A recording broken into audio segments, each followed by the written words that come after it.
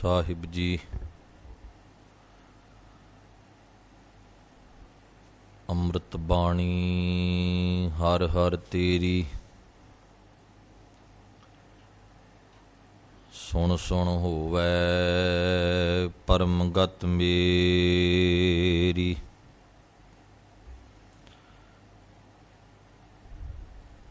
ਜਲਨ ਬੁਝੀ ਸ਼ੀਤਲ ਹੋਏ ਮਨੁਆ,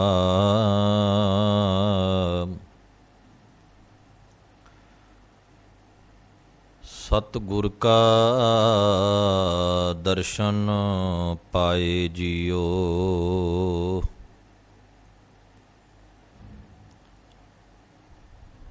ਧੰਨ ਵਾਹਿਗੁਰੂ ਸਾਹਿਬ ਜੀ।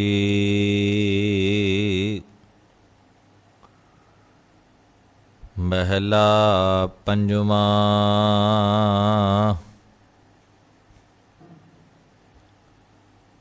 ਫਰੀਦਾ ਖਾਲਕ ਖਲਕ ਮਹਿ, ਖਲਕ ਵਸੈ ਰਬ ਮਾਹੀ।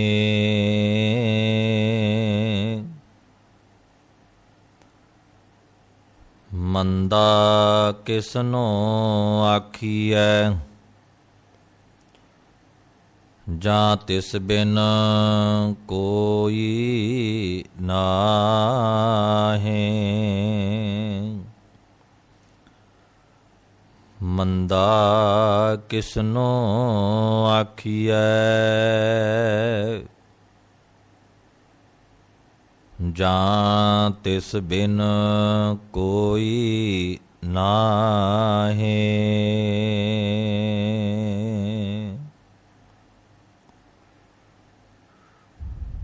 ਪਰਮ ਸਨਮਾਨਯੋਗ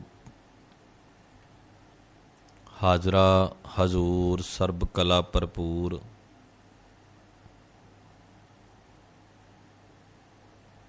ਨਾਮ ਬਾਣੀ ਕੇ ਬੋਹਿਤ ਹਲਤ ਪਲਤ ਸਵਾਰ ਦੇਣ ਵਾਲੇ ਗੁਰੂ ਗਰੀਬ ਨਵਾਜ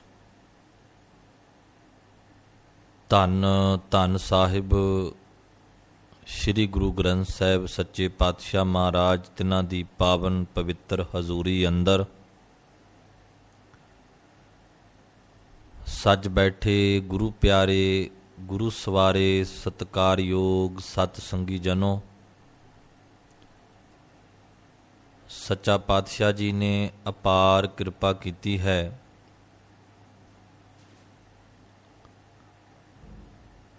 ਸਤ ਸੰਗਤ ਦੀਆਂ ਕੜੀਆਂ ਪ੍ਰਾਪਤ ਹੋਈਆਂ ਹਨ। ਸਤ ਸੰਗਤ ਰੂਪ ਵਿੱਚ ਬੈਠ ਕੇ ਬੜੇ ਹੀ ਪਿਆਰ ਦੇ ਨਾਲ ਗੁਰਬਾਣੀ ਦਾ ਪਾਠ ਆਪ ਸੰਗਤਾਂ ਨੇ ਸ਼ਰਵਣ ਕੀਤਾ ਹੈ। ਸੋ ਆਓ, ਚੱਲ ਰਹੀ ਲੜੀਵਾਰ ਕਥਾ ਵਿਚਾਰ ਦੇ ਨਾਲ ਜੋ ਭਗਤ ਫਰੀਦ ਸਾਹਿਬ ਜੀ ਦੇ ਪਾਵਨ ਸ਼ਲੋਕਾਂ ਦੀ ਵਿਚਾਰ ਪਿਛਲੇਰੇ ਸਮੇਂ ਤੋਂ ਆਪਾਂ ਲਗਾਤਾਰ ਹਰ ਰੋਜ਼ ਇੱਕ ਸ਼ਲੋਕ ਦੀ ਵਿਚਾਰ ਕਰਦੇ ਆ ਰਹੇ ਹਾਂ। ਅੱਜ ਆਪਾਂ 75 ਨੰਬਰ ਸ਼ਲੋਕ ਦੀ ਵਿਚਾਰ ਜਿਹੜੀ ਹੈ ਤੁਸ਼ ਬੁੱਧੀ ਦੇ ਮੁਤਾਬਕ ਆਪ ਸਰਬੱਤ ਸੰਗਤਾਂ ਦੇ ਨਾਲ ਸਾਂਝ ਪਾਉਣ ਦਾ ਯਤਨ ਕਰਾਂਗੇ। ਸੋ ਆਓ, ਜਿਤਨੇ ਵੀ ਮਾਈ ਭਾਈ ਜਨ ਗੁਰੂ ਚਰਨਾਂ ਦੇ ਵਿੱਚ ਸੱਜ ਕੇ ਬੈਠੇ ਹੋ, ਜਾਂ ਜਿੱਥੋਂ ਤੱਕ ਵੀ ਆਵਾਜ਼ ਜਾ ਰਹੀ ਹੈ, ਗੁਰੂ ਪਾਤਸ਼ਾਹ ਜੀ ਦੇ ਸ਼ਬਦ ਨੂੰ, ਗੁਰਬਾਣੀ ਦੀ ਵਿਚਾਰ ਨੂੰ ਸਮਝਣ ਦਾ, ਵਿਚਾਰਨ ਦਾ ਉਦਮ ਉਪਰਾਲਾ ਲਗਾਤਾਰ ਅਸੀਂ ਆਪਣੀ ਸੁਰਤੀ ਬਿਰਤੀ ਨੂੰ ਟਿਕਾ ਕੇ ਮਨ ਅੰਦਰ ਭੁੱਖ ਰੱਖ ਕੇ ਕਰਦੇ ਰਹੀਏ ਤਾਂ ਕਿ ਸਾਨੂੰ ਸਮਝ ਲੱਗ ਜਾਵੇ। ਸੋ ਆਓ ਵਿਚਾਰ ਆਰੰਭ ਕਰਨ ਤੋਂ ਪਹਿਲਾਂ ਸਾਰੇ ਰਲ ਕੇ ਗੁਰੂ ਫਤਿਹ ਨਾਲ ਸਾਂਝ ਕਰੀਏ। ਕੋਈ ਵੀ ਰਸਨਾ ਗੁਰੂ ਫਤਿਹ ਤੋਂ ਵਾਂਝੀ ਨਾ ਰਹੇ। ਇੱਕੋ ਵਾਰੀ ਕਹਿਣ ਤੇ ਗੱਜ ਕੇ ਆਖੋ ਜੀ, ਵਾਹਿਗੁਰੂ ਜੀ ਕਾ ਖਾਲਸਾ, ਵਾਹਿਗੁਰੂ ਜੀ ਕੀ ਫਤਿਹ। ਅੱਜ ਦਾ ਪਾਵਨ ਸ਼ਲੋਕ ਜੋ ਸਰਵਣ ਕੀਤਾ ਹੈ, ਵਿਚਾਰ ਅਧੀਨ ਸ਼ਲੋਕ ਦੇ ਸਿਰਲੇਖ ਤੇ ਮਹਿਲਾ ਪੰਜਵਾਂ ਲਿਖਿਆ ਹੋਇਆ ਹੈ। ਕਿਉਂਕਿ ਆਪਾਂ ਕਈ ਵਾਰ ਅਜਿਹੇ ਭੁਲੇਖੇ ਬਾਣੀ ਨੂੰ ਪੜ੍ਹਦਿਆਂ ਆਪ ਹੀ ਕ੍ਰੀਏਟ ਕਰ ਲੈਂਦੇ ਹਾਂ। ਗੁਰੂ ਸਾਹਿਬ ਨੇ ਬਾਣੀ ਵਿੱਚ ਉਹ ਸਿਧਾਂਤ ਬਖਸ਼ਿਆ ਜਿਹੜਾ ਸਾਡੇ ਮਨ ਦੇ ਭਰਮ ਭੁਲੇਖੇ ਦੂਰ ਕਰੇ। ਤੇ ਕਈ ਵਾਰ ਅੱਜ ਦਾ ਸਿੱਖ ਅਖਵਾਉਣ ਵਾਲਾ ਬਾਣੀ ਨੂੰ ਪੜ੍ਹਨ ਤੋਂ ਪਹਿਲਾਂ ਹੀ ਕਈ ਤਰ੍ਹਾਂ ਦੇ ਸ਼ੰਕੇ ਆਰੰਭ ਕਰ ਲੈਂਦਾ ਹੈ। ਮਿਸਾਲ ਦੇ ਤੌਰ ਤੇ ਗੁਰਬਾਣੀ ਸਾਡੇ ਸ਼ੰਕੇ ਦੂਰ ਕਰਦੀ ਹੈ ਤੇ ਘਰ ਵਿੱਚ ਬਾਣੀ ਦਾ ਪ੍ਰਕਾਸ਼ ਕਰਨਾ ਹੋਵੇ ਤੇ ਅਸੀਂ ਉੱਥੇ ਵੀ ਸ਼ੰਕਾ ਕਰਦੇ ਹਾਂ ਕਿ ਲਹਿੰਦੇ ਨੂੰ ਮੂੰਹ ਕਰੀਏ ਜਾਂ ਚੜ੍ਹਦੇ ਨੂੰ ਕਰੀਏ। ਇਹ ਵੀ ਮਨ ਵਿੱਚ ਸ਼ੰਕਾ ਹੁੰਦਾ ਵੀ ਜਪਜੀ ਸਾਹਿਬ ਦੀ ਬਾਣੀ ਸਵੇਰੇ ਹੀ ਪੜ੍ਹਨੀ ਹੈ, ਕਿਧਰੇ ਸ਼ਾਮ ਨੂੰ ਨਾ ਪੜ੍ਹੀ ਜਾਵੇ।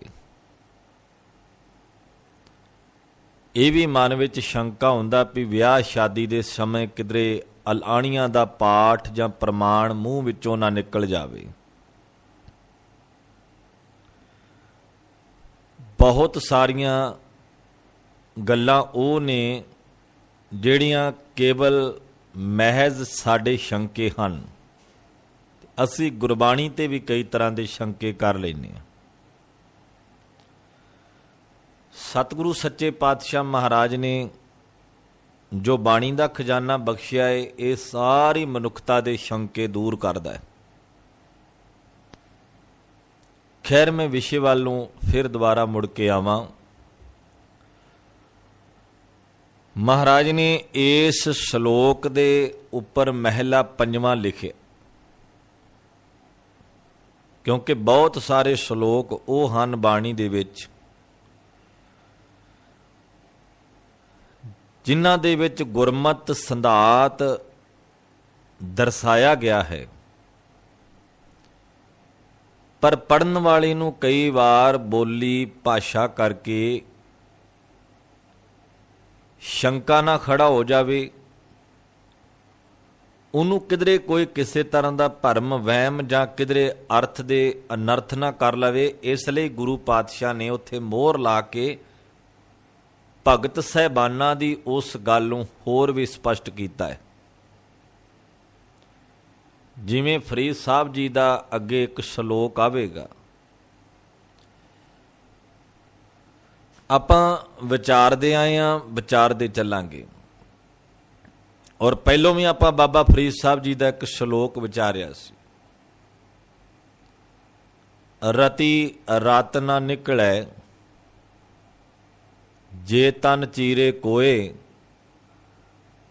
ਜੋ ਤਨ ਰਤੇ ਰੱਬ ਸਿਉ ਤਿੰਨ ਤਨ ਰਤ ਨਾ ਹੋਏ। ਹੁਣ ਇਸ ਸ਼ਲੋਕ ਦਾ ਜੇ ਅਖਰੀ ਅਰਥ ਕਰੀਏ ਤੇ ਇੰਜ ਲੱਗਦਾ ਵੀ ਬਾਬਾ ਫਰੀਦ ਸਾਹਿਬ ਕਹਿੰਦੇ ਜਿਹੜੇ ਤਨ, ਜਿਹੜੇ ਸਰੀਰ ਰੱਬ ਦੇ ਨਾਲ ਹੀ ਜੁੜ ਗਏ, ਉਹਨਾਂ ਸਰੀਰਾਂ ਵਿੱਚ ਖੂਨ ਹੈ ਨਹੀਂ। ਫਰਕ ਇਤਨਾ ਕੁ ਹੈ ਕਿ ਕਿਹੜਾ ਖੂਨ ਨਹੀਂ ਉਸ ਸਰੀਰ ਦੇ ਵਿੱਚ ਜਿਹੜੇ ਸਰੀਰ ਰੱਬ ਦੇ ਨਾਲ ਰੰਗੇ ਗਏ, ਰੱਬ ਦੇ ਰੰਗ ਵਿੱਚ ਹੀ ਰੰਗੇ ਗਏ। ਉਹਨੂੰ ਸਰੀਰ ਤੋਂ ਬਿਨਾਂ ਤਾਂ ਖੂਨ ਤੋਂ ਬਿਨਾਂ ਤਾਂ ਜਿਹੜਾ ਸਰੀਰ ਕਿਸੇ ਕੰਮ ਦਾ ਨਹੀਂ,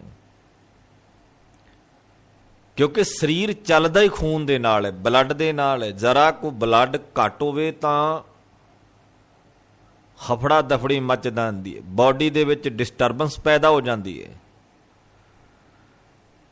ਖੂਨ ਦੇ ਸਰਕਲ ਨਾਲ ਹੀ ਇਹ ਬੰਦਾ ਦੌੜਿਆ ਫਿਰਦਾ ਹੈ। बड़ी प्यारी गल आखी है, रति रत ना निकले जे तन चीरे कोए। जे कोई उन्हां दे शरीर नूं चीर लवे तो उन्हां चों रति मात्र भी रत नहीं निकलदी। रत दा मीनिंग ब्लड, खून। जो तन रते रब स्यों तिन तन रत ना होए।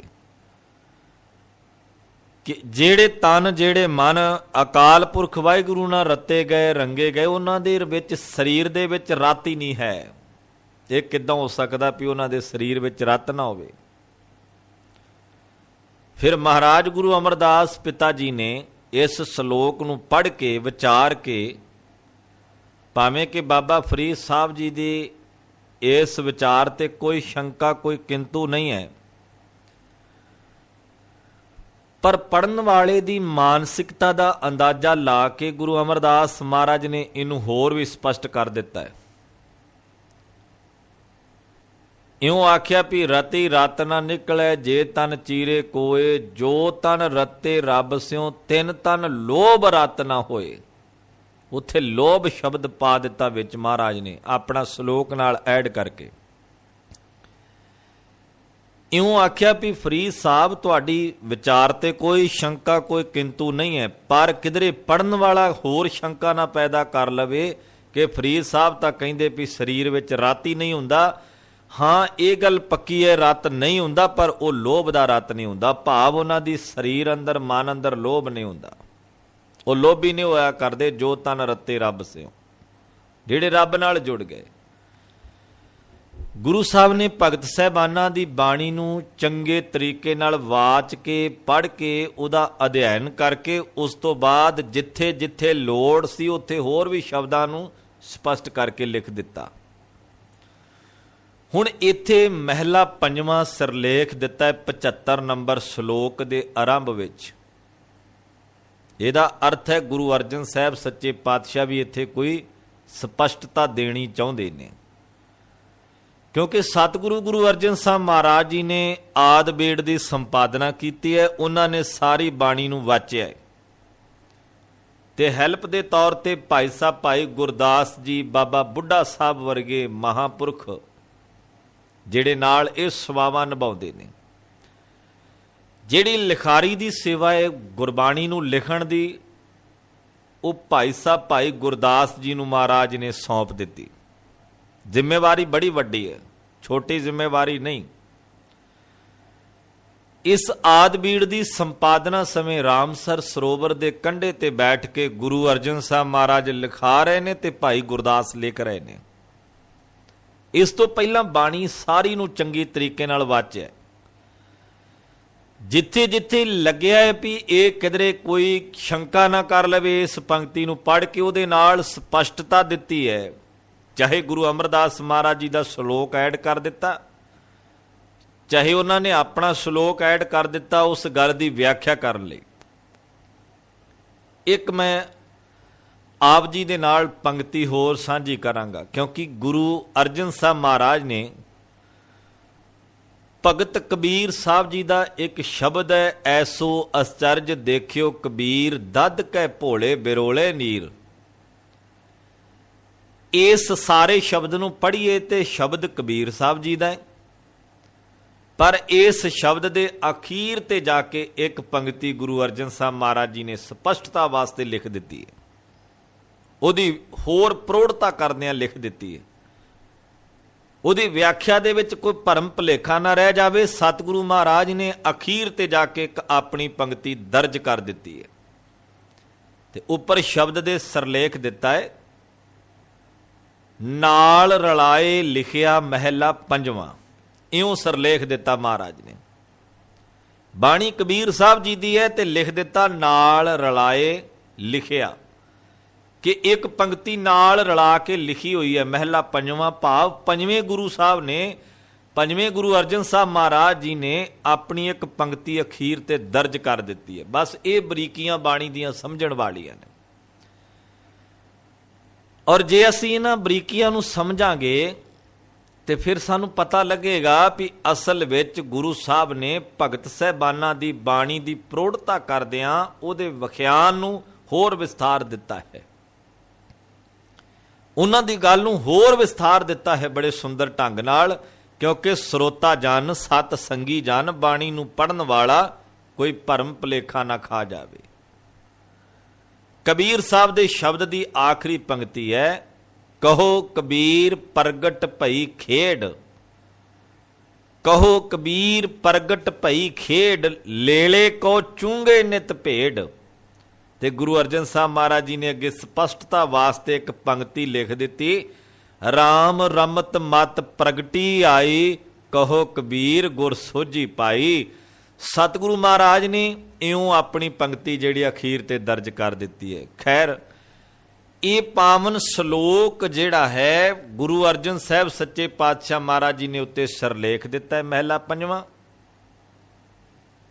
ਤੇ ਗੱਲ ਜਿਹੜੀ ਹੈ ਉਹ ਪ੍ਰੋੜਤਾ ਦੀ ਹੈ, ਕਿਉਂਕਿ ਬਾਬਾ ਫਰੀਦ ਸਾਹਿਬ ਜੀ ਦੇ ਬਚਨਾਂ ਦੀ ਪ੍ਰੋੜਤਾ ਕਰਨ ਲਈ ਇਹ ਦਰਜ ਕੀਤਾ ਗਿਆ। ਹੁਣ ਇੱਥੇ ਕੋਈ ਭਰਮ ਭੁਲੇਖਾ ਨਹੀਂ ਰਹਿਣਾ ਚਾਹੀਦਾ, ਸਾਨੂੰ ਕੋਈ ਸ਼ੰਕਾ ਨਹੀਂ ਰਹਿਣਾ ਚਾਹੀਦਾ। ਬਾਬਾ ਫਰੀਦ ਸਾਹਿਬ ਜੀ ਕੀ ਕਹਿੰਦੇ ਨੇ, ਗੁਰੂ ਅਰਜਨ ਸਾਹਿਬ ਮਹਾਰਾਜ ਕੀ ਕਹਿੰਦੇ ਨੇ, ਗੁਰੂ ਨਾਨਕ ਸਾਹਿਬ ਮਹਾਰਾਜ ਕੀ ਕਹਿੰਦੇ ਨੇ। 35 ਮਹਾਂਪੁਰਖਾਂ ਦੀ ਜਿਹੜੀ ਵਿਚਾਰਧਾਰਾ ਹੈ ਉਹ ਇੱਕ ਰੱਬ ਦੀ ਗੱਲ ਕਰਦੀ ਹੈ, ਇੱਕ ਸੂਤਰ ਵਿੱਚ ਸਾਰੇ ਸੰਸਾਰ ਨੂੰ ਪਰੋਂਦੀ ਹੈ।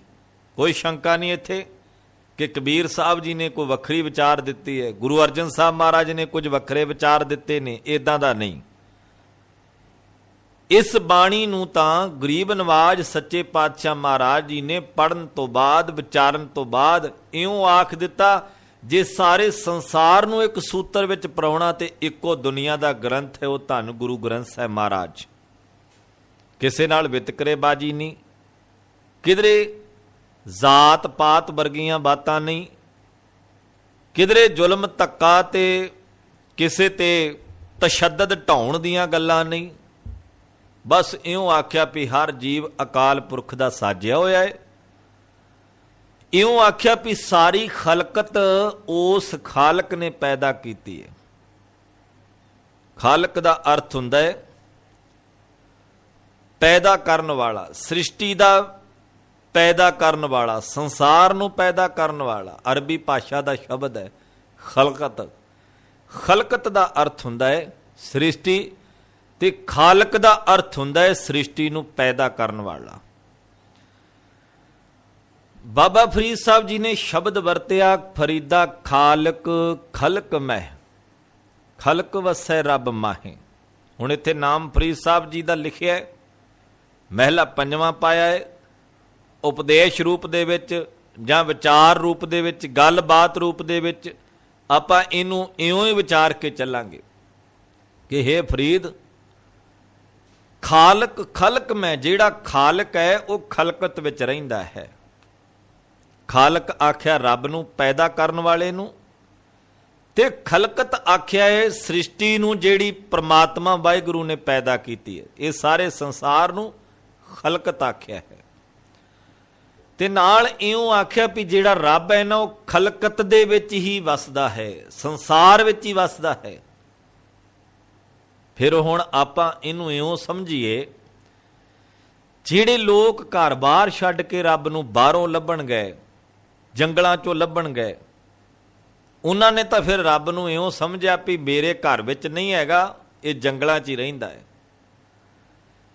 ਜਿਨ੍ਹਾਂ ਨੇ ਕਿਸੇ ਚਾਰ ਦੀਵਾਰੀ ਦੇ ਵਿੱਚ ਹੀ ਮੰਨਿਆ ਵੀ ਗੁਰਦੁਆਰੇ ਦੀ ਚਾਰ ਦੀਵਾਰੀ 'ਚ ਰੱਬ ਹੈ, ਮੰਦਿਰ ਦੀ ਚਾਰ ਦੀਵਾਰੀ ਦੇ ਵਿੱਚ ਰੱਬ ਹੈ, ਕਿਸੇ ਮਸਜਿਦ ਦੀ ਚਾਰ ਦੀਵਾਰੀ ਦੇ ਵਿੱਚ, ਬਿਲਡਿੰਗ ਦੇ ਵਿੱਚ ਰੱਬ ਹੈ, ਕਿਸੇ ਚਰਚ ਜਾਂ ਗਿਰਜਾ ਘਰ ਦੇ ਵਿੱਚ ਹੀ ਗੋਡ ਪਰਮਾਤਮਾ ਹੈ, ਇਹਦਾ ਅਰਥ ਹੈ ਉਹ ਲੋਕ ਭੁਲੱਕੜ ਹਨ, ਭੁੱਲੇ ਹੋਏ ਹਨ। ਕਿਉਂਕਿ ਬਾਣੀ ਤਾਂ ਕਹਿੰਦੀ ਖਾਲਕ ਖਲਕ ਮੈਂ, ਪਰਮਾਤਮਾ ਤਾਂ ਖਲਕਤ ਦੇ ਵਿੱਚ ਹੈ। ਕਿੱਡੀ ਵੱਡੀ ਭੁਲੇਖੇ ਦੀ ਗੱਲ ਬੰਦਾ ਪਾਲ ਕੇ ਤੁਰਿਆ ਫਿਰਦਾ ਹੈ। ਪਰਿਵਾਰ ਦੇ ਵਿੱਚ ਰੱਬ ਨਹੀਂ ਦਿਸਿਆ ਤੇ ਰੱਬ ਨੂੰ ਚਾਰ ਦੀਵਾਰੀਆਂ ਚੋਂ ਲੱਭਦਾ ਫਿਰਦਾ ਹੈ। ਇਹ ਸਾਡੀ ਜਿਹੜੀ ਕਮਿਊਨਿਟੀ ਹੈ ਉਹ ਆਮ ਤੌਰ ਤੇ ਸਾਂਝੀਆਂ ਥਾਵਾਂ ਤੇ ਇਕੱਤਰ ਹੁੰਦੀ ਹੈ। ਸਾਡੀ ਸਿੱਖ ਕਮਿਊਨਿਟੀ ਗੁਰਦੁਆਰਾ ਸਾਹਿਬ ਦੇ ਵਿੱਚ ਇਕੱਤਰ ਹੁੰਦੀ ਹੈ, ਜਿੱਥੇ ਫੈਸਲੇ ਲੈ ਜਾਂਦੇ ਨੇ ਸਰਬੱਤ ਦੇ ਭਲੇ ਵਾਸਤੇ। ਕੌਮੀ ਉਸਾਰੂ ਕਾਰਜ ਉਲੀਕੇ ਜਾਂਦੇ ਨੇ ਜਦੋਂ ਉਹ ਗੁਰਦੁਆਰਿਆਂ ਦੇ ਵਿੱਚ ਸਾਂਝੇ ਮੰਚ ਤੇ ਬੈਠ ਕੇ ਉਲੀਕੇ ਜਾਂਦੇ ਨੇ। ਇਹਦਾ ਅਰਥ ਇਹ ਨਹੀਂ ਹੁੰਦਾ ਕਿ ਬੰਦਾ ਰੱਬ ਲੱਭਣ ਆਉਂਦਾ ਹੈ। ਮੰਦਰ ਵਿੱਚ ਜਾ ਕੇ ਬੰਦਾ ਆਰਾਮ ਆਰਾਮ ਭਗਵਾਨ ਨੂੰ ਜਪ ਕੇ ਇਉਂ ਆਖੇ ਕਿ ਮੈਂ ਮੰਦਰ ਵਿੱਚੋਂ ਹੀ ਲੱਭ ਲੈਣਾ ਹੈ, ਬੜਾ ਵੱਡਾ ਭੁਲੇਖਾ ਹੋਵੇਗਾ। ਕਿਉਂਕਿ ਜਿਹੜਾ ਇੰਨਾ ਵਿਸ਼ਾਲ ਉਹ ਭਗਵਾਨ ਹੈ, ਜਿਹੜਾ ਈਸ਼ਵਰ ਸਾਰੇ ਸੰਸਾਰ ਦਾ ਮਾਲਕ ਹੈ, ਜਿਹੜਾ ਸਾਰੀ ਸ੍ਰਿਸ਼ਟੀ ਨੂੰ ਪੈਦਾ ਕਰਨ ਵਾਲਾ ਹੈ, ਜੇ ਤਾਂ ਉਹ ਸਾਰੇ ਸੰਸਾਰ ਵਿੱਚ ਹੈ ਤੇ ਫਿਰ ਉਹ ਤੇਰੇ ਘਰ ਵਿੱਚ ਵੀ ਹੋਵੇਗਾ, ਤੇਰੇ ਪਰਿਵਾਰ ਵਿੱਚ ਵੀ ਹੋਵੇਗਾ। ਤੇ ਜੇ ਤੂੰ ਪਰਿਵਾਰ ਵਿੱਚੋਂ ਨਹੀਂ ਤੱਕ ਸਕਿਆ ਤੇ ਕਿਸੇ ਮੰਦਰ ਮਸਜਿਦ ਠਾਕੁਰ ਦੁਆਰੇ ਜਾ ਕੇ ਤੂੰ ਉਹਨੂੰ ਕਿਧਰੇ ਵੀ ਨਹੀਂ ਲੱਭ ਸਕਦਾ, ਕਿਉਂਕਿ ਤੇਰੇ ਕੋਲ ਉਹ ਨਿਗਾਹ ਹੀ ਨਹੀਂ ਹੈ ਜਿਸ ਨਾਲ ਤੂੰ ਤੱਕਣਾ ਸੀ। ਤੇਰੇ ਕੋਲ ਉਹ ਨਜ਼ਰਾਂ ਹੀ ਨਹੀਂ ਹਨ ਜਿਨ੍ਹਾਂ ਦੇ ਨਾਲ ਤੂੰ ਉਸ ਠਾਕੁਰ ਪ੍ਰਮਾਤਮਾ ਨੂੰ ਮਿਲ ਸਕਦਾ ਸੀ, ਦੀਦਾਰ ਕਰ ਸਕਦਾ ਸੀ। ਤੇ ਜੇ ਤੇਰੇ ਕੋਲ ਨਜ਼ਰਾਂ ਹੁੰਦੀਆਂ ਨਾ ਤੇ ਫਿਰ ਤੂੰ ਇਉਂ ਮੰਨਣਾ ਸੀ ਕਿ ਮੈਨੂੰ ਧਾਰਮਿਕ ਸਥਾਨਾਂ ਵੱਲ ਨੂੰ ਦੌੜਨ ਦੀ ਲੋੜ ਨਹੀਂ ਹੈ, ਮੇਰੇ ਘਰ ਵਿੱਚ ਵੀ ਧਾਰਮਿਕ ਸਥਾਨ ਹੈ। ਗੌਰ ਕਰਿਓ, ਬਾਣੀ ਦੀ ਇੱਕ ਪੰਕਤੀ ਜਿਹੜੀ ਆਪਾਂ ਰੋਜ਼ਾਨਾ ਰੂਟੀਨ ਦੇ ਵਿੱਚ ਨਿਤਨੇਮ ਦੇ ਰੂਪ ਵਿੱਚ ਪੜ੍ਹਦੇ ਹਾਂ। ਸਤਿਗੁਰੂ ਮਹਾਰਾਜ ਨੇ ਕਿੰਨਾ ਪਿਆਰਾ ਬਚਨ ਆਖਿਆ, ਸੁਣਿਆ, ਮੰਨਿਆ, ਮਨ ਕੀਤਾ ਭਾਉ। ਇਹ ਤਿੰਨੇ ਗੱਲਾਂ ਤੇ ਜੇ ਮਨੁੱਖ ਅਮਲ ਕਰ ਲਵੇ ਨਾ ਤੇ ਸਤਿਗੁਰੂ ਕਹਿੰਦੇ ਤੀਰਥਾਂ ਤੇ ਨਹਾਉਣ ਦੀ ਲੋੜ ਨਹੀਂ ਪੈਣੀ। ਆ ਵੇਖਿਓ, ਬਾਣੀ ਤੇ ਬੜੇ ਸੌਖੇ ਸ਼ਬਦਾਂ 'ਚ ਸਮਝਾਉਂਦੀ ਹੈ। ਪਹਿਲਾਂ ਆਖਿਆ ਸੁਣਿਆ, ਪਹਿਲੀ ਗੱਲ ਆਖਿਆ ਸੁਣਨ ਦੀ ਜਾਂਚ ਆ ਜਾਵੇ, ਸੁਣਨ ਦਾ ਤਰੀਕਾ ਲੱਭ ਲਾ ਤੂੰ। ਸੁਣਨਾ ਕਿਵੇਂ ਆ? ਇਕਾਗਰਤਾ ਸਹਿਤ, ਸੁਰਤ ਟਿਕਾ ਕੇ। ਫਿਰ ਆਖਿਆ ਮੰਨਿਆ, ਪਹਿਲੀ ਗੱਲ ਆਖਿਆ ਸੁਣ ਚੰਗੇ ਤਰੀਕੇ ਨਾਲ, ਦੂਜੀ ਆਖਿਆ ਮੰਨ ਲੈ ਉਹਨੂੰ ਸੁਣੇ ਨੂੰ, ਤੇ ਤੀਜੀ ਗੱਲ ਆਖਿਆ ਸੁਣਿਆ ਮੰਨਿਆ ਮਨ ਕੀਤਾ ਭਾਉ। ਜਿਹੜੀ ਗੱਲ ਗੁਰੂ ਦੀ ਨੂੰ ਚੰਗੇ ਤਰੀਕੇ ਨਾਲ ਪਿਆਰ ਨਾਲ ਤੂੰ ਸੁਣ ਲਿਆ, ਉਹਨੂੰ ਸੁਣ ਕੇ ਤੇ ਮੰਨ ਲਿਆ, ਤੇ ਮੰਨਣ ਤੋਂ ਬਾਅਦ ਉਸ ਗੱਲ ਪ੍ਰਤੀ ਪਿਆਰ ਪੈਦਾ ਕਰ ਲਿਆ ਤੂੰ ਅੰਦਰ, ਤੇ ਮਹਾਰਾਜ ਕਹਿੰਦੇ ਤੈਨੂੰ ਤੀਰਥਾਂ ਤੇ ਨਹਾਉਣ ਦੀ ਲੋੜ ਨਹੀਂ ਹੈ। ਅੰਤਰਗਤ ਤੀਰਥ, ਅੰਤਰਗਤ ਤੀਰਥ। ਸਤਿਗੁਰੂ ਕਹਿੰਦੇ ਤੇਰੇ ਅੰਦਰ ਤੀਰਥ ਬਣ ਗਿਆ, ਤੇ ਫਿਰ ਅੰਦਰੇ ਤੂੰ ਨਹਾ ਲਿਆ। ਮਨ ਨਹੀਂ ਨਹਾਉਣਾ ਹੈ, ਸਰੀਰ ਨੇ ਥੋੜੀ ਨਹਾਉਣਾ ਹੈ। ਸਰੀਰ ਤਾਂ ਟਿਊਬਵੈਲ ਦਾ ਪਾਣੀ ਨਾਲ ਨਹਾ ਲੈਂਦਾ ਹੈ। ਸਰੀਰ ਤਾਂ ਆਮ ਤੌਰ ਤੇ ਅਸੀਂ ਘਰਾਂ 'ਚ ਜਦੋਂ ਪਾਣੀ ਵਰਤਦੇ ਹਾਂ, ਸਰੀਰ ਨੂੰ ਤੇ ਅਸੀਂ ਮਲ ਕੇ ਧੋ ਲੈਂਦੇ ਹਾਂ, ਲਿਬੜਿਆ ਤਾਂ ਮਨ ਹੀ ਰਹਿ ਜਾਂਦਾ ਹੈ। ਤੇ ਮਨ ਦਾ ਇਸ਼ਨਾਨ ਕਿਵੇਂ ਹੁੰਦਾ ਹੈ? ਇਹ ਮਨ ਦੇ ਇਸ਼ਨਾਨ ਦਾ ਤਰੀਕਾ ਦੱਸਿਆ। ਪਹਿਲਾਂ ਆਖਿਆ ਸੁਣਿਆ, ਮੰਨਿਆ, ਮਨ ਕੀਤਾ ਭਾਉ। ਅੰਤਰਗਤ ਤੀਰਥ, ਅੰਦਰ ਤੀਰਥ ਹੈ। ਸਤਿਗੁਰੂ ਕਹਿੰਦੇ ਮਲ ਨਹਾਓ। ਇੱਥੇ ਵੀ ਇੱਕ ਤੀਰਥ ਬਣਿਆ। ਇੱਥੇ ਮਲ ਕੇ ਮਨ ਦੀ ਮੈਲ ਉਤਰੇਗੀ ਉਦੋਂ ਜਦੋਂ ਆ ਤਿੰਨ ਨੁਕਤੇ ਤੇਰੇ ਕੋਲ ਹੋਣਗੇ। ਪਹਿਲਾਂ ਸੁਣਨਾ, ਮੰਨਣਾ ਤੇ ਮੰਨ ਕੇ ਪ੍ਰੇਮ ਪੈਦਾ ਕਰਨਾ। ਹੁਣ ਜੇ ਬੰਦਾ ਆਖੇ ਮੈਂ ਬਾਹਰੀ ਤੌਰ ਤੇ ਸਰੋਵਰਾਂ ਬੌਲੀਆਂ ਵਿੱਚ ਚੁੱਭੀ ਮਾਰ ਕੇ ਆਖਾਂ ਵੀ ਮੈਂ ਤਾਂ ਤੀਰਥ ਤੇ ਇਸ਼ਨਾਨ ਕਰਕੇ ਵਡਭਾਗਾ ਬਣ ਗਿਆ, ਸਤਿਗੁਰੂ ਕਹਿੰਦੇ ਨਹੀਂ, ਇੱਕ ਭਉ ਲੱਥੀ ਨਾਤਿਆਂ ਦੋਏ ਭਉ ਚੜੀਅਸ ਹੋਰ। ਬਾਹਰ ਧੋਤੀ ਤੋਮੜੀ ਅੰਦਰ ਵਿਸ਼ ਨਕੋਰ, ਸਾਧ ਭਲੇ ਅਣਨਾਤਿਆਂ ਚੋਰ ਸੇ ਚੋਰਾਂ ਚੋਰ। ਕਹਿਣ ਲੱਗੇ ਵੀ ਜਿਹੜਾ ਸਾਧ ਹੈ ਨਾ, ਜਿਹਨੇ ਮਨ ਨੂੰ ਸਾਧਿਆ ਹੋਇਆ ਹੈ, ਕਿਉਂਕਿ ਮਨ ਸਾਧੇ ਸਿੱਧ ਹੋਏ, ਬਾਣੀ ਨੇ ਆਖਿਆ। ਜਿਹੜੀ ਸਿੱਧੀ ਹੈ ਨਾ, ਜਿਹੜੀ ਸਫਲਤਾ ਹੈ, ਉਹ ਮਨ ਦੀ ਸਾਧਨਾ ਦੇ ਨਾਲ ਹੁੰਦੀ ਹੈ। ਜੇ ਮਨ ਸਾਧਿਆ ਗਿਆ, ਭਾਵ ਮਨ ਚੰਗਾ ਬਣ ਗਿਆ, ਤੇ ਸਫਲਤਾ ਹੈ। ਜੇ ਮਨ ਚੰਗਾ ਬਣਿਆ ਹੀ ਨਹੀਂ ਤੇ ਫਿਰ ਸਫਲਤਾ ਕਿੱਥੋਂ? ਤੇ ਜਿਹਨੇ ਮਨ ਨੂੰ ਸਾਧ ਲਿਆ ਨਾ, ਉਹਨੂੰ ਤੀਰਥਾਂ ਤੇ ਨਹਾਉਣ ਦੀ ਲੋੜ ਨਹੀਂ ਪੈਂਦੀ। ਉਹ ਭਟਕਦਾ ਨਹੀਂ ਕਿਧਰੇ ਵੀ, ਉਹ ਇੱਧਰ ਉੱਧਰ ਦੀਆਂ ਠੋਕਰਾਂ ਨਹੀਂ ਖਾਂਦਾ ਕਿਧਰੇ ਵੀ। ਤੇ ਜਿਹੜਾ ਮਨ ਦਾ ਚੋਰ ਹੈ ਨਾ, ਉਹ ਭਾਵੇਂ ਪੂਰੀ ਦੁਨੀਆ ਦੇ ਤੀਰਥਾਂ ਤੇ ਇਸ਼ਨਾਨ ਕਰ ਲਵੇ, ਉਹ ਕਿਧਰੇ ਵੀ ਸਫਲਤਾ ਨਹੀਂ ਹਾਸਲ ਕਰ ਸਕਦਾ, ਕਿਉਂਕਿ ਲਿਬੜਿਆ ਤੇ ਮਨ ਹੈ, ਧੋਂਦਾ ਬੰਦਾ ਸਰੀਰ ਹੈ।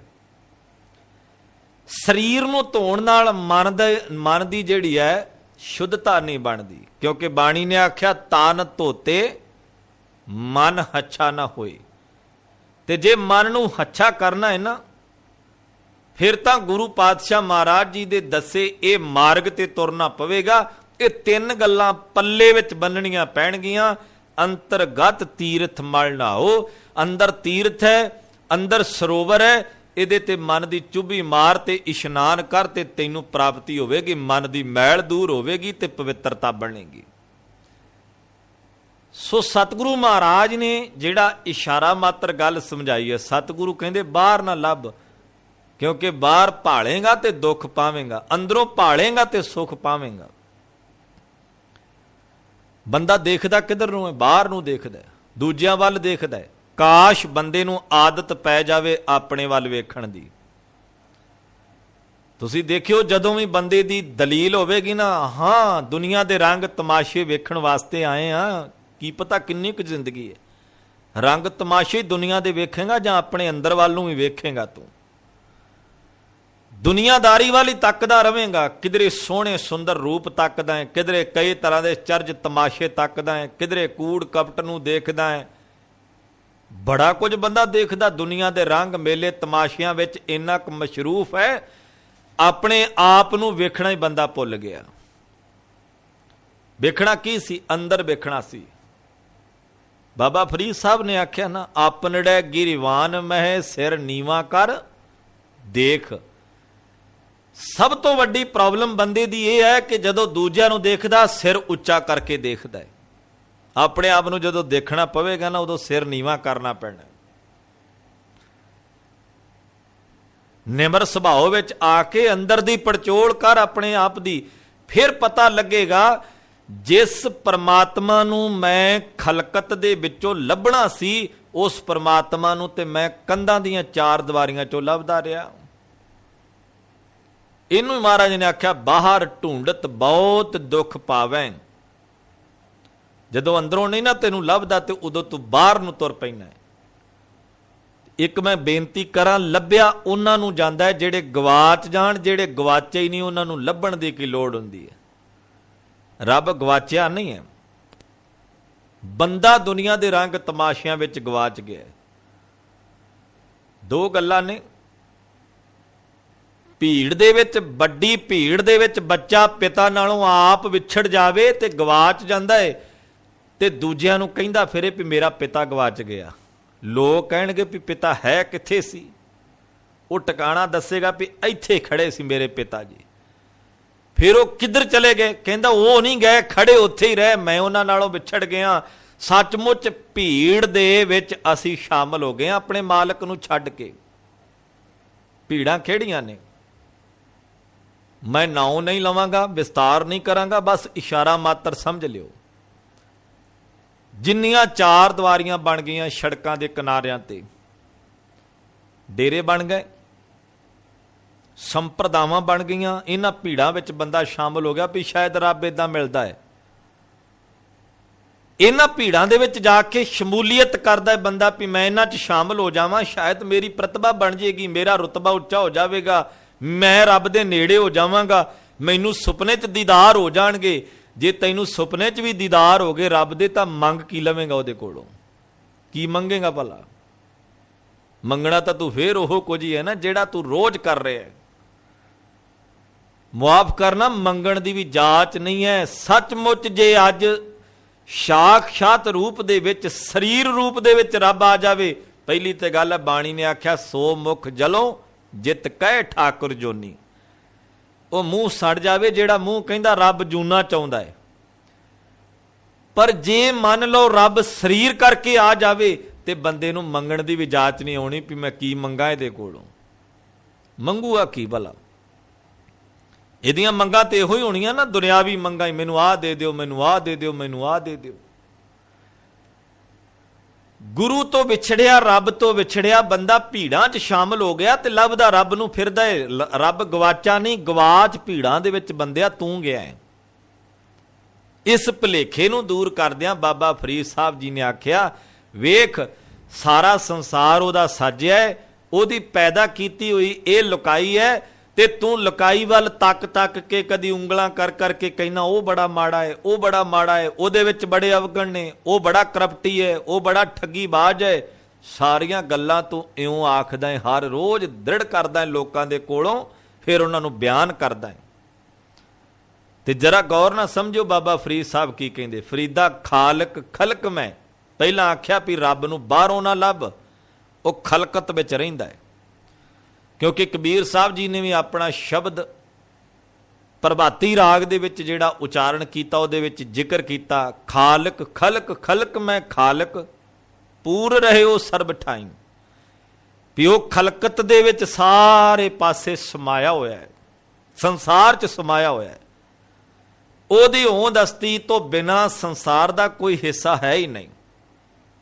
ਤੇ ਬੜਾ ਪਿਆਰਾ ਬਚਨ ਆਖਿਆ ਫਰੀਦ ਸਾਹਿਬ ਜੀ ਨੇ, ਫਰੀਦਾ ਖਾਲਕ ਖਲਕ ਮੈਂ ਖਲਕ ਵਸੈ ਰੱਬ ਮਾਹੇ।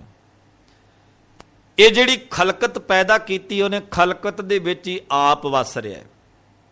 ਖਲਕ ਵਸੈ ਰੱਬ ਮਾਹੇ, ਖਲਕਤ ਦੇ ਵਿੱਚ ਰੱਬ ਰਹਿੰਦਾ ਹੈ ਤੇ ਰੱਬ ਨੇ ਹੀ ਇਹ ਸਾਰੀ ਖਲਕਤ ਪੈਦਾ ਕੀਤੀ ਹੈ। ਇਹ ਜਗ ਸੱਚੇ ਕੀ ਹੈ ਕੋਠੜੀ, ਸੱਚੇ ਕਾ ਵਿੱਚ ਵਾਸ। ਸੱਚੇ ਨੇ ਆਪਣਾ ਇਹ ਸੰਸਾਰ ਬਣਾ ਕੇ ਤੇ ਆਪਣਾ ਵਾਸਾ ਕਰ ਲਿਆ। ਜਿਹੜਾ ਆਪਾਂ ਸ਼ਬਦ ਪੜ੍ਹਦੇ ਹਾਂ ਆਰੰਭ ਦੇ ਵਿੱਚ ਕਰਤਾ ਪੁਰਖ, ਕਰਤਾ ਦਾ ਅਰਥ ਹੁੰਦਾ ਕ੍ਰੀਏਟਰ, ਬਣਾਉਣ ਵਾਲਾ, ਪੈਦਾ ਕਰਨ ਵਾਲਾ। ਤੇ ਪੁਰਸ਼ ਦਾ ਅਰਥ ਕੀ ਹੁੰਦਾ ਹੈ?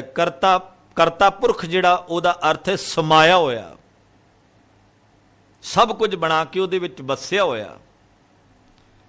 ਇਹਨੂੰ ਆਪਾਂ ਕਹਿੰਦੇ ਹਾਂ ਕਰਤਾ ਪੁਰਖ, ਸਮਾਇਆ ਹੋਇਆ, ਸਾਰੀ ਸ੍ਰਿਸ਼ਟੀ ਨੂੰ ਬਣਾ ਕੇ ਉਹਦੇ ਵਿੱਚ ਆਪ ਵਸਿਆ ਹੈ। ਤੇ ਜੇ ਸਾਰੀ ਸ੍ਰਿਸ਼ਟੀ ਵਿੱਚ ਆਪ ਵਸਿਆ ਹੈ ਤੇ ਫਰੀਦ ਸਾਹਿਬ ਸਾਨੂੰ ਬੋਲਣ ਦੀ ਜਾਚ ਦੱਸਦੇ ਨੇ, ਕਹਿੰਦੇ ਮੰਦਾ ਕਿਸ ਨੂੰ ਆਖੀਏ, ਵੀ ਮੇਰੇ ਰੱਬਾ ਜੇ ਤੂੰ ਸਾਰਿਆਂ 'ਚ ਹੀ ਵਸਿਆ ਹੈ, ਜੇ ਤੇਰੀ ਸਾਰਿਆਂ ਵਿੱਚ ਹੀ ਜੋਤ ਹੈ, ਫਿਰ ਮੈਂ ਮੰਦਾ ਕਿਹਨੂੰ ਆਖਾਂ, ਮਾੜਾ ਕਿਹਨੂੰ ਬੋਲਾਂ? ਫਿਰ ਮੰਦਾ ਕਿਸ ਨੂੰ ਆਖੀਏ ਜਦ ਤਿਸ ਬਿਨ ਕੋਈ ਨਾਹੀਂ, ਜਦੋਂ ਤੇਰੇ ਤੋਂ ਬਿਨਾ ਕੋਈ ਦੂਜਾ ਹੋਰ ਹੈ ਹੀ ਨਹੀਂ ਹੈ। ਸਾਰਿਆਂ ਵਿੱਚ ਤੇਰੀ ਜੋਤ ਵਸ ਰਹੀ ਹੈ, ਸਾਰਿਆਂ ਵਿੱਚ ਤੇਰੀ ਸੱਤਾ ਤੇ ਤਾਕਤ ਕੰਮ ਕਰ ਰਹੀ ਹੈ। ਹੇ ਮੇਰੇ ਖੁਦਾ ਅੱਲਾ ਪਾਕ, ਮੈਂ ਕਿਹਨੂੰ ਆਖਾਂ ਮਾੜਾ ਹੈ? ਕੌਣ ਮਾੜਾ ਹੈ? ਅਸੀਂ ਤਾਂ ਫਟਾਫਟ ਕਹਿੰਦੇ ਹਾਂ ਨਾ ਵੀ ਫਲਾਣਾ ਬਹੁਤ ਮਾੜਾ ਹੈ, ਫਲਾਣਾ ਵਿਅਕਤੀ ਬੜਾ ਮਾੜਾ ਹੈ। ਪਰ ਗਰੀਬ ਨਵਾਜ਼ ਸੱਚੇ ਪਾਤਸ਼ਾਹ ਕਹਿੰਦੇ ਮੰਦਾ ਕਿਸ ਨੂੰ ਆਖੀਏ ਜਾਂ ਤਿਸ ਬਿਨ ਕੋਈ ਨਾਹੀਂ। ਇਹ ਗੱਲ ਪਤਾ ਕਦੋਂ ਸਮਝ ਆਉਣੀ ਹੈ? ਜਦੋਂ ਅੰਤਰਗਤ ਤੀਰਥ ਮਲ ਨਾ ਹੋ, ਜਦੋਂ ਸੁਣ ਕੇ ਮੰਨ ਲਿਆ ਤੇ ਮੰਨ ਕੇ ਪਿਆਰ ਪੈਦਾ ਕਰ ਲਿਆ, ਉਸ ਦਿਨ ਸਮਝ ਆਵੇਗੀ ਵੀ ਨਹੀਂ, ਪਰਮਾਤਮਾ ਤੇ ਸਾਰੀ ਸ੍ਰਿਸ਼ਟੀ ਦੇ ਵਿੱਚ ਹੈ। ਕੰਧਾਂ ਦੇ ਵਿੱਚੋਂ, ਇੱਟਾਂ ਦੇ ਵਿੱਚੋਂ, ਥੜਿਆਂ ਦੇ ਵਿੱਚੋਂ ਰੱਬ ਨਹੀਂ ਜੇ ਲੱਭਣਾ, ਮੁਆਫ ਕਰਨਾ। ਤੁਸੀਂ ਗੌਰ ਕਰਿਓ ਭਲਾ, ਮਜ਼ਦੂਰ ਇੱਟਾਂ ਤਿਆਰ ਕਰਦਾ ਹੈ, ਮਜ਼ਦੂਰ ਇੱਟਾਂ ਤਿਆਰ ਕਰਦਾ ਹੈ ਤੇ ਇੱਟਾਂ ਤਿਆਰ ਕਰਨ ਵਾਲਾ ਨਸ਼ਾ ਵੀ ਕਰਦਾ ਕਈ ਵਾਰੀ। ਇਹ ਜ਼ਰੂਰੀ ਨਹੀਂ ਕਿ ਸਾਰੇ ਇੱਟਾਂ ਤਿਆਰ ਕਰਨ ਵਾਲੇ ਨਸ਼ਾ ਹੀ ਕਰਦੇ ਹੋਣ, ਪਰ ਬਹੁ ਗਿਣਤੀ ਜਿਹੜੇ ਮਜ਼ਦੂਰ ਨੇ ਅਕਸਰ ਹੀ ਨਸ਼ਾ ਕਰਦੇ ਨੇ। ਅਕਸਰ ਹੀ ਇਹ ਲੇਬਰ ਦਾ ਕੰਮ ਕਰਨ ਵਾਲੇ ਬੰਦੇ, ਬਹੁ ਗਿਣਤੀ ਜਿਹੜੀ ਹੈ, ਭਾਵੇਂ ਕਿ ਨਸ਼ਾ ਮਾਰੂ ਹੈ, ਨੁਕਸਾਨਦਾਰ ਹੈ ਹਰ ਬੰਦੇ ਵਾਸਤੇ, ਚਾਹੇ ਗਰੀਬ ਹੈ ਚਾਹੇ ਅਮੀਰ ਹੈ, ਸਭਨਾਂ ਲਈ ਮਾਰੂ ਹੈ। ਇੱਟਾਂ ਤਿਆਰ ਕਰਨ ਵਾਲਾ ਕਦੇ ਜਪਜੀ ਸਾਹਿਬ ਦਾ ਪਾਠ ਨਹੀਂ ਕਰਦਾ ਵੀ ਇਹ ਇੱਟਾਂ ਗੁਰਦੁਆਰੇ ਲੱਗਣੀਆਂ ਨੇ। ਨਸ਼ਾ ਕਰਦਾ ਹੈ ਉਹ, ਨਸ਼ੇ ਦੇ ਲੋਰ 'ਚ ਇੱਟਾਂ ਤਿਆਰ ਕਰੀ ਜਾ ਰਿਹਾ। ਉਹ ਨਹੀਂ ਸੋਚਦਾ ਗਿਰਜਾ ਘਰ 'ਚ ਲੱਗਣੀਆਂ, ਇਹ ਮੰਦਿਰ 'ਚ ਲੱਗਣੀਆਂ ਹੈ, ਇਹ ਕਿਸੇ ਮਸਜਿਦ ਦੀ ਦੀਵਾਰ ਨੂੰ ਲੱਗਣੀਆਂ ਨੇ। ਉਹ ਤਾਂ ਇੱਟਾਂ ਤਿਆਰ ਕਰ ਰਿਹਾ, ਉਹਦਾ ਮਕਸਦ ਇੱਟਾਂ ਤਿਆਰ ਕਰਨਾ ਹੈ। ਤੇ ਉਸ ਤੋਂ ਬਾਅਦ ਵਾਰੀ ਆਉਂਦੀ ਹੈ ਇੱਟਾਂ ਦੀ ਚਿਣਾਈ ਕਰਨ ਵਾਲੇ ਦੀ। ਉਹ ਵੀ ਸਾਰੇ ਬ੍ਰਹਮ ਗਿਆਨੀ ਨਹੀਂ ਹੁੰਦੇ ਇੱਟਾਂ ਦੀ ਚਿਣਾਈ ਕਰਨ ਵਾਲੇ। ਇੱਟਾਂ ਦੀ ਚਿਣਾਈ ਕਰਕੇ ਉਹਨੇ ਚਾਰ ਦੀਵਾਰੀ ਬਣਾ ਦਿੱਤੀ ਹੈ ਤੇ ਉਸ ਚਾਰ ਦੀਵਾਰੀ ਨੂੰ ਜਦੋਂ ਅਸੀਂ ਧਾਰਮਿਕ ਚਿੰਨ੍ਹਾਂ ਦੇ ਨਾਲ ਸ਼ਿੰਗਾਰ ਦਿੰਦੇ ਹਾਂ ਤੇ ਉਹਦੇ ਤੋਂ ਬਾਅਦ ਅਸੀਂ ਕਹਿੰਦੇ ਬਸ ਇੱਥੇ ਰੱਬ ਹੈ। ਕਿਤੇ ਗੌਰ ਕਰਿਓ, ਜਿੰਨੇ ਇੱਟ ਤਿਆਰ ਕੀਤੀ ਸੀ ਨਾ ਉਹਦੇ ਲਈ ਬਾਅਦ ਵਿੱਚ ਪਾਬੰਦੀ ਲੱਗੀ ਹੁੰਦੀ ਹੈ, ਇੱਥੇ ਤੂੰ ਐਂਟਰ ਨਹੀਂ ਕਰ ਸਕਦਾ ਨਸ਼ਾ ਕਰਕੇ। ਉਹਦੇ ਲਈ ਪਾਬੰਦੀ ਲਿਖ ਕੇ ਲਾ ਦਿੱਤੀ ਜਾਂਦੀ ਹੈ ਵੀ ਜਿਹੜੀਆਂ ਇੱਟਾਂ ਤੂੰ ਨਸ਼ਾ ਕਰਕੇ ਤਿਆਰ ਕੀਤੀਆਂ, ਉਹ ਇੱਟਾਂ ਦੀ ਅਸੀਂ ਚਾਰ ਦੀਵਾਰੀ ਤਿਆਰ ਕਰ ਲਈ ਹੈ। ਹੁਣ ਉਸ ਚਾਰ ਦੀਵਾਰੀ 'ਚ ਭਗਵਾਨ ਰਹਿੰਦਾ ਹੈ, ਅੱਲਾ ਖੁਦਾ ਰਹਿੰਦਾ ਹੈ, ਰੱਬ ਰਹਿੰਦਾ ਹੈ, ਪਰਮਾਤਮਾ ਵਾਹਿਗੁਰੂ ਰਹਿੰਦਾ ਹੈ। ਉਹਨੂੰ ਜੇ ਤੂੰ ਮਿਲਣਾ ਹੈ ਨਾ ਤੇ ਤੈਨੂੰ ਨਸ਼ਾ ਤਿਆਗਣਾ ਪਵੇਗਾ। ਬਹੁਤ ਅੱਛੀ ਬਾਤ ਹੈ, ਚੰਗੀ ਗੱਲ ਹੈ। ਹਾਂ, ਇਉਂ ਜੇ ਆਖਿਆ ਜਾਂਦਾ ਵੀ ਸੱਜਣਾ ਤੇਰੇ ਅੰਦਰ ਵੀ ਰੱਬ ਹੈ, ਜਿੱਥੇ ਤੂੰ ਨਸ਼ਾ ਪਾ ਰਿਹਾ, ਉਹਦੀ ਵਿਆਖਿਆ ਕਰੀਏ ਆਪਾਂ ਹੋਰ ਢੰਗ ਨਾਲ, ਉਹਨੂੰ ਹੋਰ ਢੰਗ ਨਾਲ ਸੋਚ ਕੇ ਵਿਚਾਰ ਕੇ ਉਹਨੂੰ ਅਸੀਂ ਆਪਣੀ ਗਲਵਕੜੀ 'ਚ ਲੈ ਸਕਦੇ ਸੀ। ਅਸੀਂ ਉਹਨੂੰ ਨਫ਼ਰਤ ਦਾ ਪਾਤਰ ਬਣਾ ਦਿੱਤਾ। ਅੱਜ ਵੀ ਬਹੁਤੇ ਲੋਕ ਭੈਣਾ ਵੀਰ ਇਉਂ ਕਹਿੰਦੇ ਆ ਵੀ ਜੇ ਅੰਮ੍ਰਿਤਧਾਰੀ ਬੰਦਾ ਕਿਸੇ ਸ਼ਰਾਬੀ ਬੰਦੇ ਨੂੰ ਜੱਫੀ ਪਾ ਲਵੇ, ਉਹਨੂੰ ਆਖੇ ਆ ਤੂੰ ਮੇਰਾ ਵੀਰ ਹੈ, ਤੇ ਬਹੁਤੇ ਲੋਕ ਇਉਂ ਕਹਿਣਗੇ ਲੈ ਅੰਮ੍ਰਿਤਧਾਰੀ ਬੰਦਾ ਤੇ ਸ਼ਰਾਬੀ ਨੂੰ ਜੱਫੀ ਪਾ ਕੇ ਬਹਿ ਗਿਆ ਤਾਂ ਤੇ ਅੰਮ੍ਰਿਤ ਭੰਗ ਹੋ ਗਿਆ। ਇੰਨਾ ਕਮਜ਼ੋਰ ਸੀ ਅੰਮ੍ਰਿਤ ਭਲਾ? ਇਹਦਾ ਅਰਥ ਹੈ ਵੀ ਸ਼ਰਾਬ ਤਾਕਤਵਰ ਸੀ, ਜਿਹਨੇ ਅੰਮ੍ਰਿਤ ਹੀ ਭੰਗ ਕਰਕੇ ਰੱਖ ਦਿੱਤਾ ਸਾਡੀ ਸੋਚਣੀ ਮੁਤਾਬਕ। ਤੇਰੇ ਅੰਮ੍ਰਿਤ ਨੇ ਉਹਦੀ ਸ਼ਰਾਬ ਕਿਉਂ ਨਾ ਭੰਗ ਕਰਕੇ ਰੱਖ ਦਿੱਤੀ? ਤੇਰੇ ਅੰਦਰ ਜਿਹੜਾ ਕਲਗੀਧਰ ਪਾਤਸ਼ਾਹ ਮਹਾਰਾਜ ਜੀ ਦਾ ਦਿੱਤਾ ਅੰਮ੍ਰਿਤ ਸੀ, ਉਹਨੇ ਉਹਦੀ ਸ਼ਰਾਬ ਤੇ ਕਿਉਂ ਨਾ ਅਸਰ ਕੀਤਾ ਭਾਈ?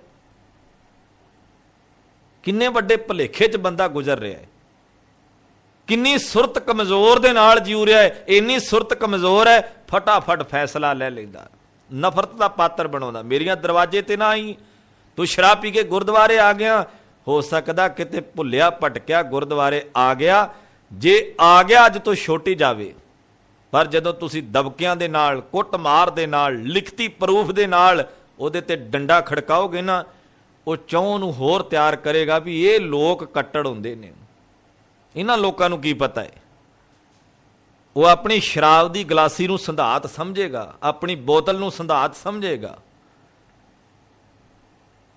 ਪਿਆਰ ਦੀ ਭਾਸ਼ਾ ਦੇ ਨਾਲ ਦੁਨੀਆ ਨੂੰ ਜਿੱਤਿਆ ਜਾ ਸਕਦਾ ਹੈ, ਪਿਆਰ ਦੇ ਸ਼ਬਦਾਂ ਦੇ ਨਾਲ ਪਰਿਵਾਰ ਜਿੱਤੇ ਜਾਂਦੇ ਨੇ, ਬੜੀਆਂ ਵੱਡੀਆਂ ਲੜਾਈਆਂ ਟਲ ਜਾਂਦੀਆਂ ਨੇ ਪਿਆਰ ਦੀ ਭਾਸ਼ਾ ਨਾਲ। ਪਰ ਜਿੱਥੇ ਹੰਕਾਰ ਦੀ ਭਾਸ਼ਾ ਆ ਜਾਵੇ ਉੱਥੇ ਬਚਦਾ ਕੱਖ ਨਹੀਂ ਹੈ, ਉੱਥੇ ਕੁਝ ਵੀ ਨਹੀਂ ਬਚਦਾ। ਗੁਰੂ ਪਾਤਸ਼ਾਹ ਨੇ ਇਸ ਪਾਵਨ ਸ਼ਲੋਕ ਰਾਹੀਂ ਆਖਿਆ, ਮੰਦਾ ਕਿਸ ਨੂੰ ਆਖੀਐ ਜਾਂ ਤਿਸ ਬਿਨ ਕੋਈ ਨਾ ਹੈ। ਮੈਂ ਮੰਦਾ ਕਿਹਨੂੰ ਆਖਾਂ, ਕਿਹਦੇ ਵਾਸਤੇ ਮੰਦੇ ਸ਼ਬਦ ਬੋਲਾਂ? ਮੈਨੂੰ ਤਾਂ ਤੇਰੇ ਤੋਂ ਬਿਨਾਂ ਕੋਈ ਦੂਜਾ ਦਿਸਦਾ ਹੀ ਨਹੀਂ। ਇਹ ਕਿੱਡੀ ਵੱਡੀ ਅਵਸਥਾ ਹੋਵੇਗੀ, ਕਿੰਨਾ ਪਿਆਰ ਇਹਨਾਂ ਬੋਲਾਂ ਦੇ ਵਿੱਚ। ਇਹ ਅਵਸਥਾ ਬਣਦੀ ਕਦੋਂ ਹੈ? ਜਦੋਂ ਮਨੁੱਖ ਖਲਕਤ ਦੇ ਵਿੱਚੋਂ ਰੱਬ ਨੂੰ ਤੱਕੇ, ਸੰਸਾਰ ਦੇ ਵਿੱਚੋਂ ਰੱਬ ਨੂੰ ਤੱਕੇ, ਪਤਨੀ ਦੇ ਵਿੱਚੋਂ, ਬੱਚਿਆਂ ਦੇ ਵਿੱਚੋਂ, ਪਰਿਵਾਰ ਦੇ ਵਿੱਚੋਂ, ਭੈਣ ਭਾਈਆਂ ਦੇ ਵਿੱਚੋਂ, ਗਵਾਂਢੀਆਂ ਦੇ ਵਿੱਚੋਂ ਪਰਿਵਾਰਕ ਤੌਰ ਤੇ ਸਾਂਝਾ ਬਣਾ ਕੇ ਆਖੇ ਵੀ ਜਿਹੋ ਜਿਹਾ ਮੇਰਾ ਪਰਿਵਾਰ ਹੈ, ਜਿਹੋ ਜਿਹਾ ਮੇਰਾ ਪੁੱਤਰ ਹੈ, ਉਹੋ ਜਿਹਾ ਮੇਰਾ ਭਤੀਜਾ ਹੈ। ਐਦਾਂ ਦੀ ਵਿਚਾਰ ਰੱਖੇ। ਜੇ ਸੋਚੇ ਨਾ ਵੀ ਮੇਰਾ ਬੱਚਾ ਅੱਗੇ ਜਾਣਾ ਚਾਹੀਦਾ, ਮੇਰਾ ਭਤੀਜਾ ਨਾ ਅੱਗੇ ਲੰਘ ਜੇ, ਮਾਫ ਕਰਿਓ, ਥਾਲੀਆਂ ਭਰ ਭਰ ਕੇ ਕੜਾਹ ਦੀਆਂ ਦੇਗਾਂ ਕਰਾ ਲਓ, ਫਿਰ ਫਾਇਦਾ ਕੋਈ ਵੀ ਨਹੀਂ ਹੋਣਾ, ਕੱਖ ਨਹੀਂ ਪੈਦਾ ਹੋਣਾ। ਜੇ ਅਜੇ ਵੀ ਇਹ ਨਾ ਵੀ ਮੇਰਾ ਬੱਚਾ ਐਡਵਾਂਸ ਹੋਵੇ ਤੇ ਗਵਾਂਢੀ ਦਾ ਪਿੱਛੇ ਰਹਿ ਜਾਵੇ, ਫਿਰ ਤਾਂ ਕੋਈ ਫਾਇਦਾ ਹੀ ਨਹੀਂ। ਫਿਰ ਤਾਂ ਬੰਦਾ ਜਿੰਨੇ ਮਰਜ਼ੀ ਨੱਕ ਰਗੜ ਲਵੇ। ਨੱਕ ਦੀਆਂ ਹੱਡੀਆਂ ਵਿੰਗੀਆਂ ਕਰ ਲੀਆਂ ਇਹੋ ਜਿਹੇ ਧਾਰਮਿਕ ਬੰਦੇ ਨੇ, ਜਿਨ੍ਹਾਂ ਨੇ ਨੱਕ ਦੀਆਂ ਰਗੜ ਰਗੜ ਕੇ ਹੱਡੀਆਂ ਵਿੰਗੀਆਂ ਕਰ ਲੀਆਂ, ਪਰ ਹਜੇ ਤੱਕ ਸੁਰਤ ਦੇ ਵਿੱਚ ਉਹ ਗੱਲ ਆਈ ਨਹੀਂ ਕਿ ਮੈਂ ਨਫ਼ਰਤ ਛੱਡ ਦਿਆਂ। ਦੁਨੀਆ 'ਚ ਸਭ ਤੋਂ ਵੱਧ ਤਾਂ ਜ਼ੋਰ ਦਿੱਤਾ ਗਿਆ ਗੁਰੂ ਗ੍ਰੰਥ ਸਾਹਿਬ ਦੀ ਬਾਣੀ ਵਿੱਚ ਵੀ ਜਾਤ ਪਾਤ ਨਹੀਂ ਹੈ। ਸਭ ਤੋਂ ਵੱਧ ਜਾਤ ਪਾਤ ਦਾ ਭਰਮ ਇਹਨੂੰ ਪੜ੍ਹਨ ਵਾਲੇ ਹੀ ਕਰਦੇ ਨੇ। ਆਪਣੇ ਪਿੰਡ ਤੋਂ ਹੀ ਲੈ ਲਓ ਭਲਾ, ਦੂਰ ਨਾ ਜਾਇਓ ਤੁਸੀਂ। ਕਿੰਨੇ ਕੁ ਲੋਕ ਨੇ ਜਿਹੜੇ ਇਸ ਗੱਲ ਨੂੰ ਮੰਨ ਚੁੱਕੇ ਨੇ? ਨਹੀਂ ਨਹੀਂ ਨਹੀਂ, ਹਜ਼ਾਰਾਂ ਦੇ ਮੂੰਹ, ਵੱਡੇ ਵੱਡੇ ਧਰਮੀਆਂ ਦੇ ਮੂੰਹ ਇੱਥੇ ਵੀ ਮੈਂ ਸੁਣਿਆ ਹੈ, ਮਾਫ ਕਰਨਾ, ਵੱਡੇ ਵੱਡੇ ਧਰਮੀ ਆਪਣੇ ਆਪ ਨੂੰ ਵੱਡੇ ਵੱਡੇ ਧਰਮੀ ਅਖਵਾਉਣ ਵਾਲੇ, ਇਖਲਾਕੀ ਅਖਵਾਉਣ ਵਾਲੇ ਵੀ ਕਹਿ ਦਿੰਦੇ ਨੇ ਇਹ ਤਾਂ ਫਲਾਣੀ ਜ਼ਾਤ ਦਾ। ਜਦੋਂ ਖੰਡੇ ਬਾਟੇ ਦੀ ਪੌਲ ਲੈਣ ਗਿਆ ਸੀ, ਭਲਾ ਪੰਜ ਪਿਆਰੇ ਸਾਹਿਬਾਨ ਨੇ ਤੈਨੂੰ ਆਖਿਆ ਸੀ ਜਾਤਾਂ ਪਾਤਾਂ ਦਾ ਭਰਮ ਕਰਨਾ? ਜਿਹੜੇ ਗੁਰੂ ਨੂੰ ਆ ਕੇ ਨਮਸਕਾਰ ਕਰਦਾ ਹੈ, ਇੱਥੇ ਕਬੀਰ ਵੀ ਬੈਠਾ, ਇੱਥੇ ਰਵਿਦਾਸ ਸਾਹਿਬ ਵੀ ਬੈਠੇ ਨੇ, ਇੱਥੇ ਸੈਣ ਜੀ ਵੀ ਬੈਠੇ ਨੇ, ਇੱਥੇ ਭਗਤ ਤਲੋਚਨ ਜੀ ਤੇ ਭਗਤ ਧੰਨਾ ਜੀ ਵੀ ਬੈਠੇ ਨੇ, ਇੱਥੇ 35 ਮਹਾਂਪੁਰਖ ਆ ਕੇ ਬੈਠੇ ਨੇ, ਜਿਨ੍ਹਾਂ ਅੱਗੇ ਸਜਦਾ ਕਰਦਾ ਤੂੰ ਆ ਕੇ। ਬੰਦੇ ਦੇ ਕਰਮਾਂ ਤੋਂ ਤੂੰ ਪਾਸਾ ਵੱਟ ਸਕਦਾ ਹੈ, ਬੰਦੇ ਦੀ ਜ਼ਾਤ ਬਣਾ ਕੇ ਉਹਦੇ ਤੋਂ ਪਾਸਾ ਨਹੀਂ ਵੱਟ ਸਕਦਾ ਵੀ ਇਹਦੀ ਜ਼ਾਤ ਆ ਹੈ। ਸਤਿਗੁਰੂ ਕੀ ਕਹਿੰਦੇ ਭਲਾ? ਜਾਤ ਕਾ ਗਰਭ ਨਾ ਕਰ ਮੂਰਖ ਗਾਵਾਰਾ। ਮੂਰਖਾ ਐਵੇਂ ਜਾਤ ਜਾਤ ਕਰਕੇ ਗਰਭ ਨਾ ਕਰ, ਹੰਕਾਰ ਨਾ ਕਰ। ਕਿਹੜੀ ਚੀਜ਼ ਦਾ ਹੰਕਾਰ ਚੁੱਕੀ ਫਿਰਦਾ ਹੈ? ਸੋ ਆਓ ਜਾਤਾਂ ਪਾਤਾਂ ਦੇ ਕੋੜ ਨੂੰ ਛੱਡ ਕੇ ਸਾਂਝੀ ਵਾਲਤਾ ਦਾ ਉਪਦੇਸ਼ ਬਾਣੀ ਹਿਰਦੇ 'ਚ ਵਸਾਈਏ ਤੇ ਦੁਨੀਆ ਦੇ ਮੰਚ ਤੇ ਦਸੀਏ ਵੀ ਅਸੀਂ ਖਾਲਸੇ ਹਾਂ। ਤੇ ਖਾਲਸੇ ਦੇ ਰੂਪ ਅਲੱਗ-ਅਲੱਗ ਨਹੀਂ ਹੁੰਦੇ, ਖਾਲਸੇ ਦਾ ਇੱਕੋ ਹੀ ਰੂਪ ਹੁੰਦਾ ਹੈ, ਇੱਕੋ ਹੀ। ਤੇ ਜਿਹਨੂੰ ਗੁਰੂ ਪਾਤਸ਼ਾਹ ਨੇ ਵੀ ਆਖਿਆ ਕਿ ਖਾਲਸਾ ਮੇਰੋ ਰੂਪ ਹੈ ਖਾਸ, ਇਹ ਮੇਰਾ ਖਾਸ ਰੂਪ ਹੈ ਖਾਲਸਾ। ਖਾਲਸੇ ਦੇ ਵੱਖਰੇ ਵੱਖਰੇ ਰੂਪ ਨਹੀਂ ਹੁੰਦੇ। ਆਓ ਗੁਰੂ ਚਰਨਾਂ ਦੇ ਭੌਰੇ ਬਣੀਏ, ਖਲਕਤ ਵਿੱਚੋਂ ਮਾਲਕ ਦੇ ਦਰਸ਼ਨ ਕਰੀਏ। ਜਿੱਧਰ ਨੂੰ ਇਸ਼ਾਰਾ ਬਾਬਾ ਫਰੀਦ ਸਾਹਿਬ ਕਰ ਰਹੇ ਨੇ, ਕਹਿੰਦੇ ਮੰਦਾ ਕਿਸ ਨੂੰ ਆਖੀਏ ਜਦ ਤਿਸ ਬਿਨ ਕੋਈ ਨਾਹੀਂ। ਕਾਸ਼ ਇਦਾਂ ਦਾ ਜੀਵਨ ਸਾਡਾ ਵੀ ਬਣ ਜਾਵੇ। ਭੁੱਲ ਚੁੱਕ ਦੀ ਖਿਮਾ ਬਖਸ਼ਣੀ। ਆਪ ਸਭ ਦਾ ਧੰਨਵਾਦ, ਸ਼ੁਕਰਾਨਾ ਮਾਲਕ ਦਾ।